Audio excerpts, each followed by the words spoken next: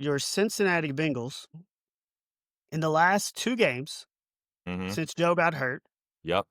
have been outscored 76-13. Yep. The 38-point loss to the Vikings was the worst in franchise history, and then they are outgained by 352 yards on Monday night, the 4th worst differential in franchise history. It is a complete train wreck in Cincinnati. And the other night, 11 penalties and 9 first downs. When you have more penalties than first, and they could have had more than 11 because there were several that were 14. 3 declined. were declined. Yeah, so we're looking at 14 penalties and 9 first downs. I mean, that just doesn't speak just to your lack of talent. That's lack of discipline, lack of coaching, lack of focus. I mean, top to bottom, once again, 2 weeks in a row, this team's not ready to play.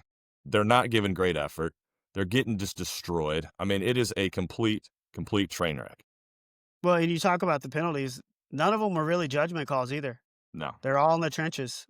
Yeah. They're Amarius Mims lining up offsides. Like, that takes away a 38-yard pass to T. Higgins, and on a night where you're getting nothing going, you can't take plays like that off the board.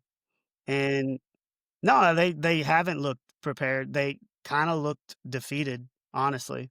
And when you lose a guy like Joe Burrow, I guess that's just human nature a little bit, but this team has had success with Jake Browning in the past, went 4-3 with him 2 years ago.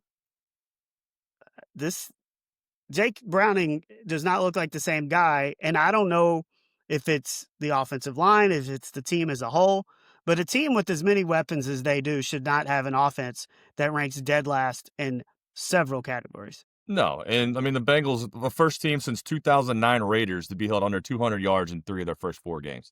I mean, it's not just a Jake Browning problem. He is a little bit part of the problem. I mean, the other night he was just seemed like he was be locked in on just one guy. Wasn't reading the right reads. I mean, there were times where Gesicki was open down the field over the middle one play. Jamar was open one play and he missed them. He just kind of just locked in on one guy and just threw it. And we can blame the offensive line if you want. I mean, they aren't good, but it's an all around it's just an all around disaster, and it starts with Zach Taylor. It starts with the coaching and the multiple delay of game penalties the other night. I mean, it's just inexcusable. I mean, you see the one play where they rush 3, and both the tackles get beat.